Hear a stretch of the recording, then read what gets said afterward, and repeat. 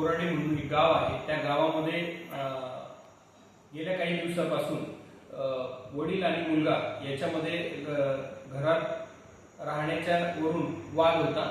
अशातच काल दिनांक 1/6/2025 रोजी जो मुलगा आहे सुनील सिंगा पावरा याने त्याच्या वडिलांना सिंगा तुंडू पावरा यांना तुम्ही ह्या घरात का झोपता याबद्दल विचारपूस केली आणि नंतर शिवीगाळ करत त्यांना मारहाण केली।